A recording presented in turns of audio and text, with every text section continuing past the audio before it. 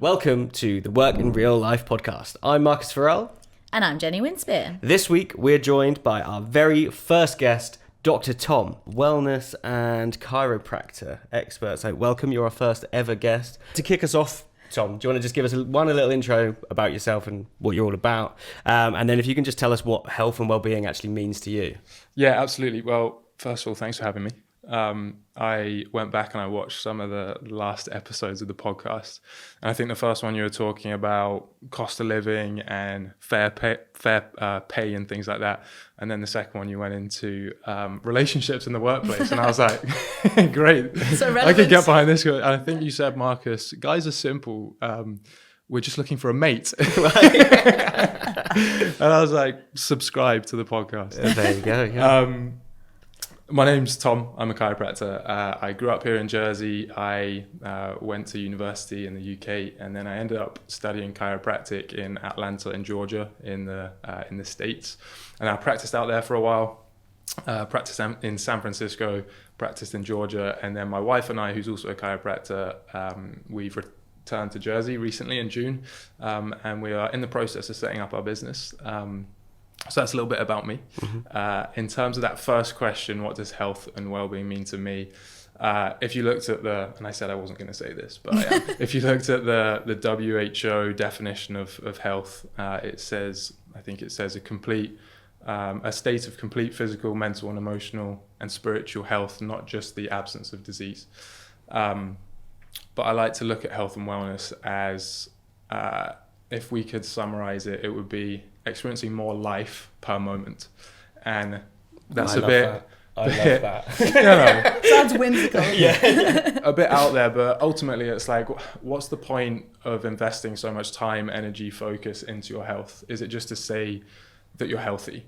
I would argue it's not. I would argue it's so that you can do the things that you want to do. And that might be go surfing, play golf, play with the grandkids, work out, and be able to experience life to the fullest. So for me, that's what health and well-being is. It's having more life per moment and being able to be fully present in what you're doing, whether it's sat here talking, whether it's at work, or whether it's doing, your hobbies outside of work hours. Mm-hmm. I love that. That's a really nice definition. I'm really glad me and Marcus didn't try to do it, because sometimes we butchered these. Yeah. So obviously this is the Work in Real Life podcast. So and workplaces have a responsibility over their employees' health and well-being. So I think I want to ask the question, how much responsibility do you think employers have over their employees' physical health specifically? Because there's so much stuff that's done around, like, your employees need to be healthy and happy, and you need to do this, but like, where is that level of responsibility? It's a great question.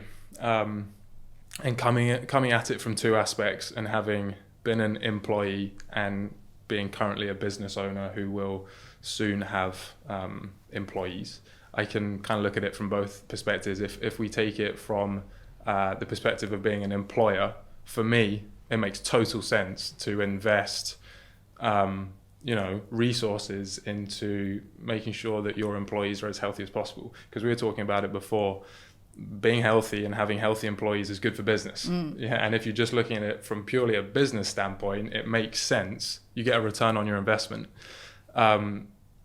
It's a win-win-win for everyone. The business wins, the employee wins, because they're healthier, they're probably happier, they're probably more successful if they're being taken care of. So I think there is a responsibility there. Now, if we looked at it from the employee side, I'm a big believer in taking ownership, and that no one's going to come and save you. No one's going to come and do it for you. Your health is your responsibility. And it can be a tough pill to swallow sometimes, but if you take that kind of attitude, that perspective over it, then it's up to you and it's down to you.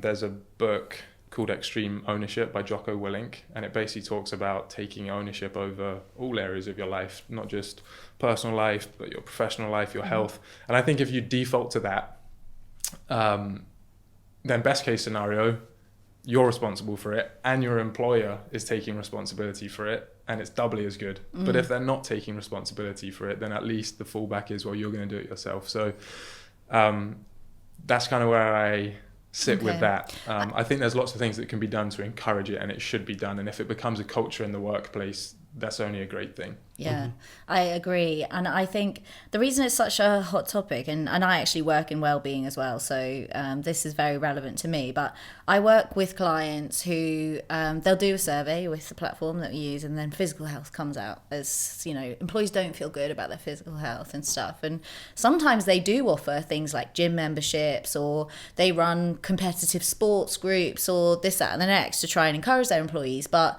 there's a level of like, how do you get people motivated if they're not willing to be motivated themselves?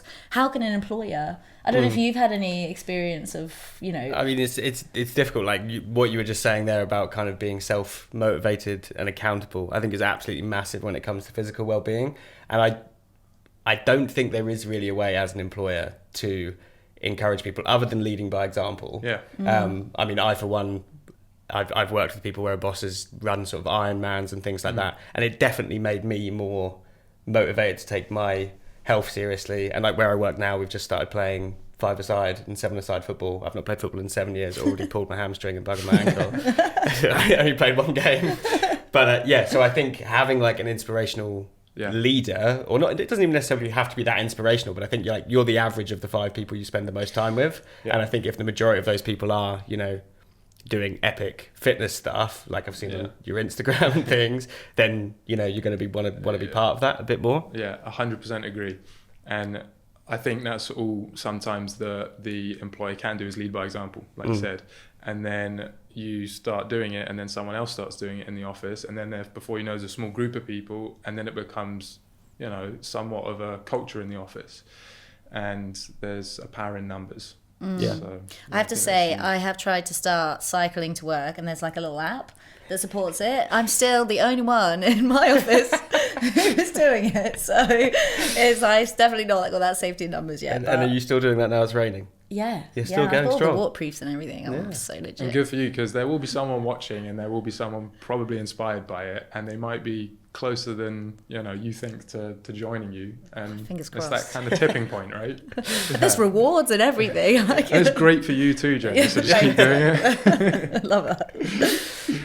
Just while we're on the topic of that, because we've written down here about talking about myths surrounding well-being that could do with being debunked, and I know, like we were saying there, a culture of other people doing things makes other people want to do certain things, and particularly in the workplace, like I know that, you know, a lot of what would you call it, kind of like a treat on a Friday is, oh, we're all getting Domino's today and all that sort of stuff. But Even the drinks trolley, stuff like that. yeah, it's a weird thing, but now I see like the fruit bowl becoming a thing. We've joked about it before. It's like this, when you know someone's taking their workplace well-being seriously, there's a fruit bowl.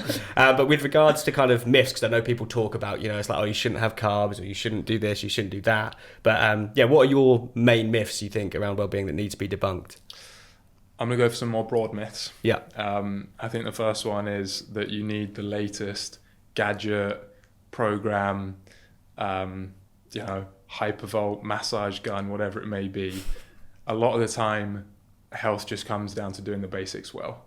And there's always going to be the next thing that comes along, whether that's a product or it's a service or it's a diet, that is attractive, and it's the new thing, it's the shiny object, and, you know, they get you with emotional marketing and things like that. But when you look at health and wellness from a broader perspective, it's get the basics right. It's eat well, move well, think well, you know, take some responsibility, like we've talked about. So I think that's one of the big ones, is that there's a lot of shiny objects, there's a lot of fads out there. I think the second one would be there's a lot of gurus out there, there's a lot of armchair experts, and it's very easy to, when you're looking at that, think that these people have it all together, and they don't. I have a lot of health and wellness stuff on my Instagram. I try and spread that message as much as I can, because it's my passion, it's what I love. But I also try not to seem like I'm perfect, because everyone has got their stuff that they're working through, their challenges, their health challenges. And I think we get into that comparison mode, especially with social media, especially, you know, comparing yourself to your colleagues. And just to know that no one's got it figured out, and it's okay where you're at, and not to be too hard on yourself. Yeah, good. Yeah. Fair enough. Yeah, Love those. Yeah, such a better response than I would have given. There, like, I was trying to think if I was lost in what you were saying. Well, what about just one thing while we're on fads and things like that? Because I like, you know, like stuff spreads like wildfire around the workplace, like we were saying. But where do you sit with the ice baths? Love the ice baths. Right. Love the ice baths. Yeah. Yeah, I'm a sucker for a fad. Right. Yeah, I'll do all the fads. Just complete chaos. Yeah. Love the fads. Yeah. I've got the infrared lasers. I wore a continuous glucose monitor, Bluetooth connected to my phone so I can measure my blood sugar. Like, I'm all about the fads, but only after I know that I'm focusing on the basics as well. In terms of the ice baths, and we could go, you know, in depth in this one, but if you excuse the pun, it was popularized by this guy named Wim Hof, and he basically, they thought he was this kind of freak superhuman, that he was able to do these amazing feats, do a marathon in the desert with no water, hike up a mountain in just a pair of shorts, submerge himself in ice for record time. And they measured him in a university setting, and they said, wow, this is real. Like, he can do the stuff that he's saying, and he can essentially control his autonomic nervous system, which is the part of the nervous system that you're not supposed to be able to control. It's just happening. It's the thing that controls your heart beating, your lungs breathing, the food being digested.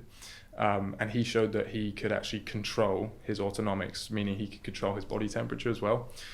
How does I even know how that works? Yeah. Can you control the way your heart beats? So it's, I mean, without going into it in too much detail, it's basically getting in tune with your body to a very, very deep level. He does it with breathing exercises, which changes the oxygenation level and the alkalinity of your blood. And then he will have people submerge themselves in cold water. I think the cold water, going back to your question, has a load of benefits. Number one, it's hard. And like doing hard stuff and getting yourself out of your comfort zone, I think is a good thing. And it encourages discipline, and it encourages getting outside your comfort zone. But then when you actually look at the physiology behind when you go into cold water like that, there are thermoreceptors, which are receptors that sense hot and cold.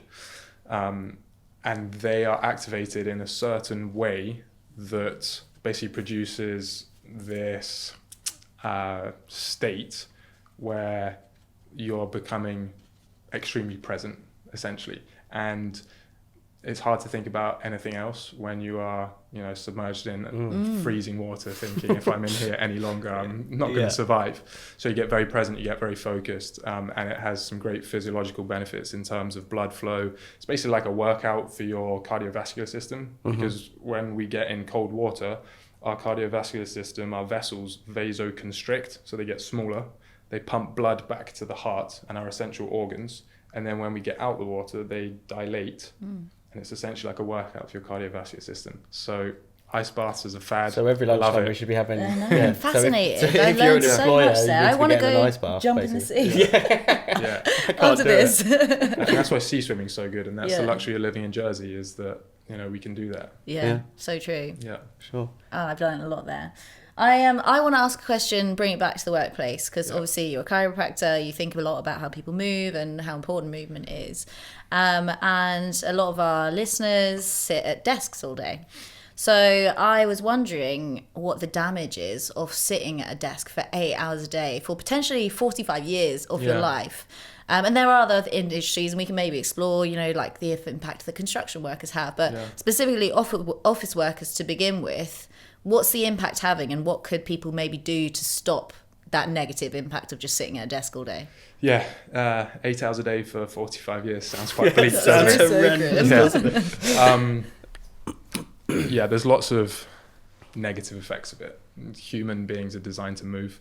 One of my favorite quotes is "movement is life, motion is lotion," and it couldn't be more true. We have hundreds of muscles. We have 300 joints in the body. And we're designed to move. We're designed to use those muscles and those joints. And because of the Industrial Revolution and because of the benefits of just a modern world that afford us all these conveniences and luxuries, we end up sitting quite a lot. And it's not how we were designed, essentially. So when we sit, like I mentioned before, when we're not using a cardiovascular system, we're compressing our spine. A lot of the times we end up sitting forward, we compress. I'm trying to explain it for the listeners, but if your shoulders rolled forward, you kind of close off your chest cavity, and we need that chest expansion to be able to get a good breath in, to be able to oxygenate our body and our brain. So yeah, from eye strain at computers, from neck pain because of what we call forward head posture, when your head is forward on your shoulders. And one thing that listeners might be able to do is, if they just take a weight, and it could be even your phone, and you hold it out in front of you, and you feel your shoulders after holding just a lightweight like a phone out in front of you, you start to feel that tension in your shoulders. Same thing with your head. If your head is forward on your shoulders because you're looking at a computer screen, your head's heavy and your neck has to take that weight and that tension. So there's neck problems that come with it. But the good thing is there is solutions to it, and they're not necessarily easy in terms of being able to introduce them into a routine, but they're fairly basic practices.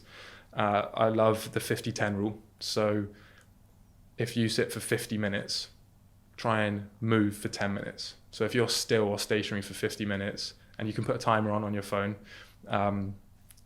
get a timer that goes off every 50 minutes. And when it goes off, get up, walk, stretch, whatever it may be, change position.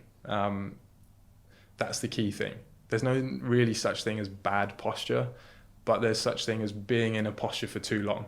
So if we're sat here for 2 hours, that wouldn't be great. If we're sat here for 15, 20 minutes, and then we were able to get up and we maybe walked around or took a phone call or went to the bathroom or had a stroll outside, that's the ideal. So just incorporating movement, and we could get into maybe the other kind of unnatural habitat that is a kind of desk environment where we've got artificial lights and maybe we don't have fresh air coming in, and there's a few things you can do to combat some of those things too. I'm trying to think of my workplace. Like, what's your posture like? Do you sit? Terrible. Yeah. I can't quite get my knees. Turtleneck? Well, I pretty much, as you can tell, I don't know if for the listeners, I'm sitting here cross-legged. I've got pins and needles AF in my foot, but I always sit like this because it's how I find it comfortable. Even at my desk, because I can't sit sort of straight on like that for like longer than about 10 minutes without sort of my back hurting, etc. Yeah. And even like with my wrists, because I obviously play like drums and bongos and stuff, I find that when I'm resting my hands like on a desk, like that then makes my wrists hurt. Do you know what I mean? It's obviously just a terrible environment for us to be in. But do you get up for like little walks and things? No, not quite really. often? I take my shoes off and sit on my feet. It's just, I sit cross-legged. Like, that's good. Is it? Yeah. If you let's say you are working from home and you're in a place that you're more comfortable moving around. Yeah. And you don't mind being sat down and stood up and then lying on the floor. But that's great. Like, ideally, we want to get moving in a way that's something like a walk, but just switching positions. So going from sitting, then sitting cross-legged, then maybe lying on your stomach with your laptop out in front of you so you get some extension in the spine.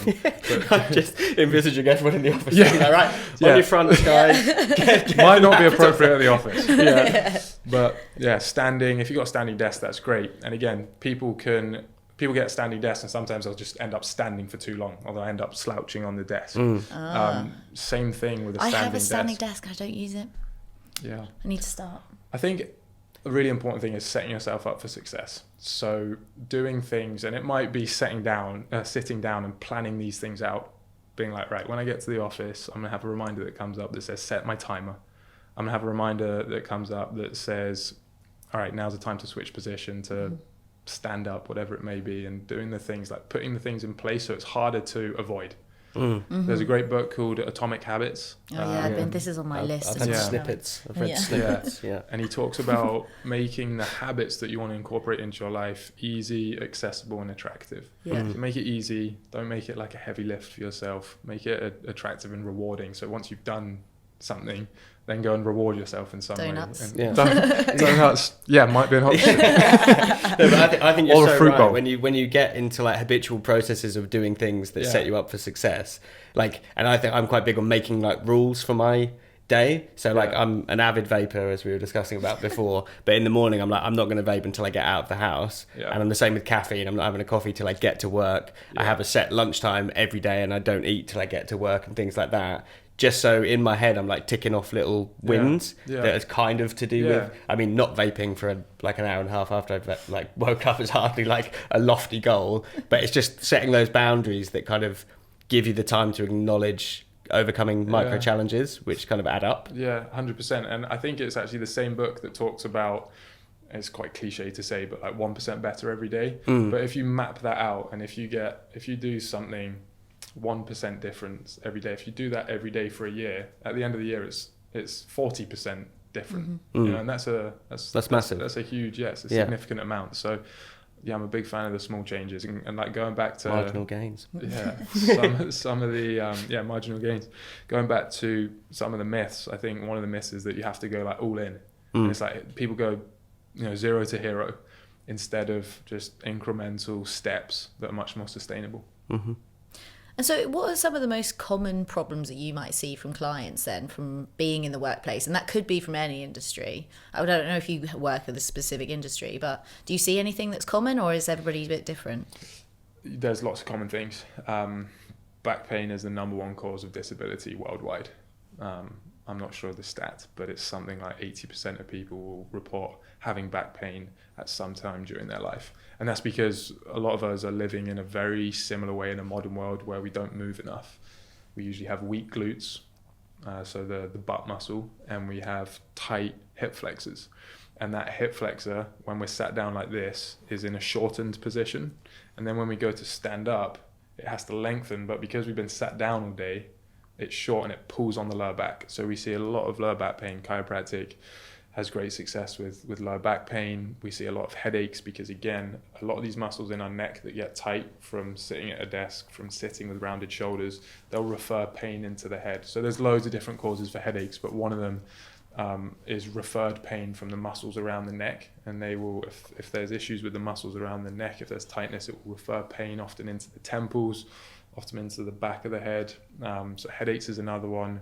We see a lot of neck pain, carpal tunnel syndrome, kind of what you were talking about, Marcus, with those positions, playing the drums and things like that, and that position where your wrist is in a compromised position because you're typing or you're on a mouse, and there's a little hole here that the nerve goes through, and that can be compressed and can lead to pins and needles in the hands and pain in the hands and things like that. This is literally like being at the doctor's right now. The other day, I literally had my hand on a mouse and was like, I've got pins and needles in my finger, and it's because my hand had been like that for ages. And I was like, this is... But it's just with regards to all of that, I know you mentioned there about like movement being really important. Is like movement the cure to all of this, or is it? Dr. Tom's a cure, obviously. You heard it here.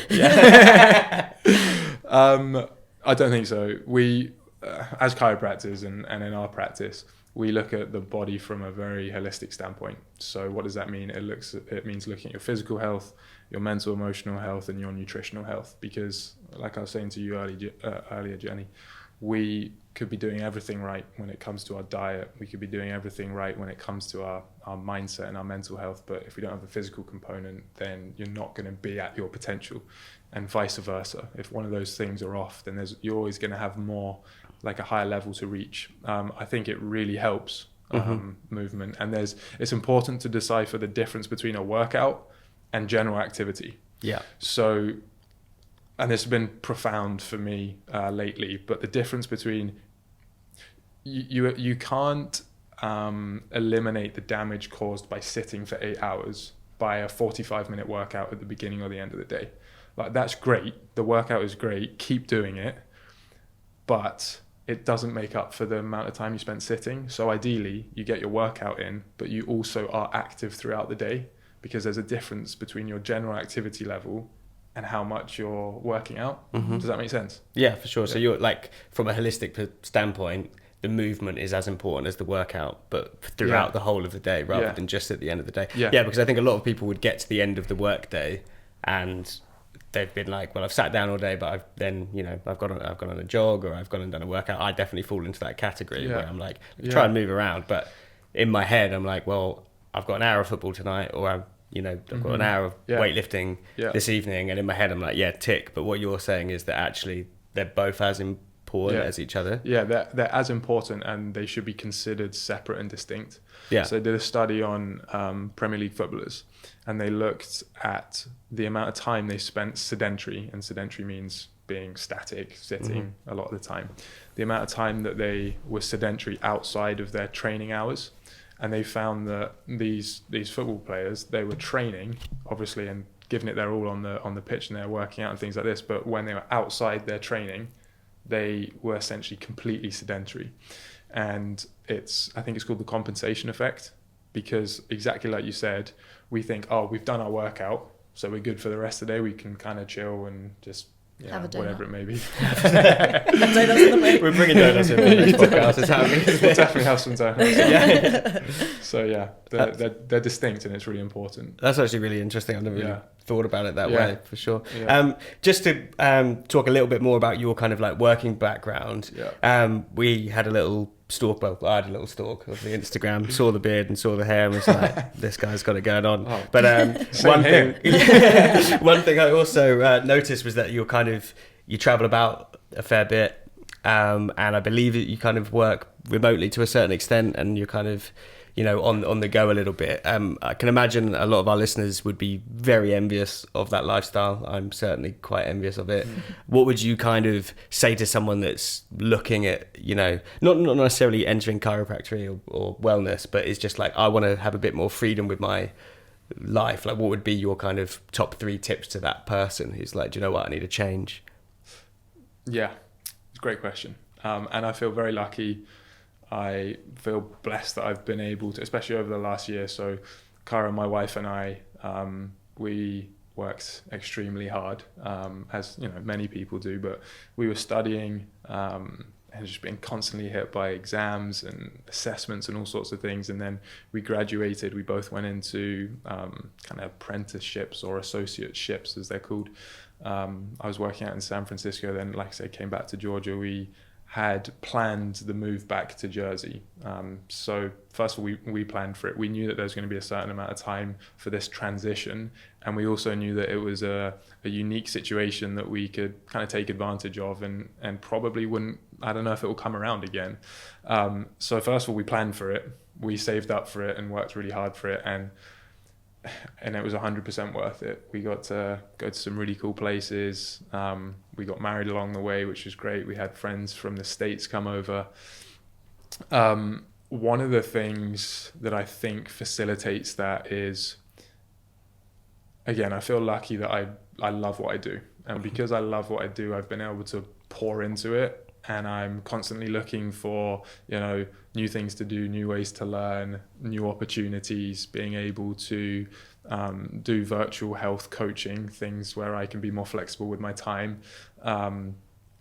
And I feel very fortunate that I've found a passion and a love in my work. And I think those things become more accessible and they become easier when you have that.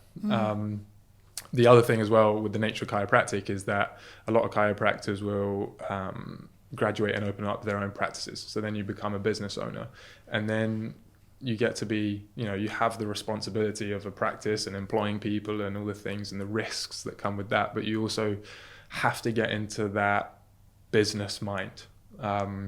And that means, getting creative with ways that you could potentially earn income when you're not working and seeing patients. We were talking about marketing earlier, and one of the things that Cara and I did with a partner was set up basically a social media marketing agency that helps chiropractors market themselves, because I was trying to get a message of health and wellness out there. And it's not the easiest thing in the world, and there's frustrations and struggles that come with it. And I knew I wasn't the only one experiencing that. So yeah, I don't know if that answered the question. But just on the becoming a business owner, there's probably, like we said, a lot of people aspiring to that. If someone was there on the cusp of making that decision, what would you say to them? Would you say go for it? Would you say rip the band-aid off? Would you say don't do it? Yeah, don't do it. Or what would you say? Ready, fire, aim. Yeah.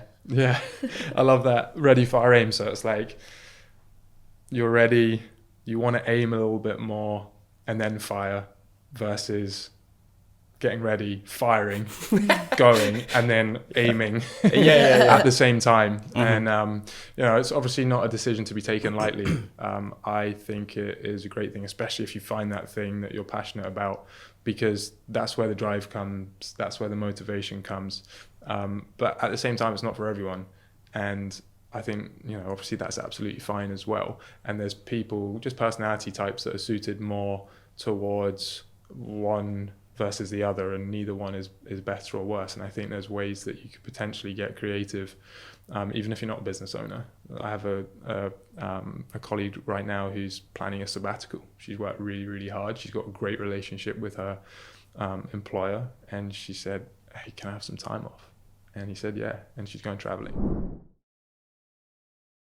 Wow, well, thank you so much, Dr. Tom, for joining us. I feel like I've had a free session here and I've learned so much. So we've appreciated having you join us. If you guys have liked what you've heard today, you can look up Dr. Tom on... Send me a message, follow me on Instagram. It's Dr. Tom Lievre. And then our practice is going to be going live in the new year, and you can find us at islandwellness.je.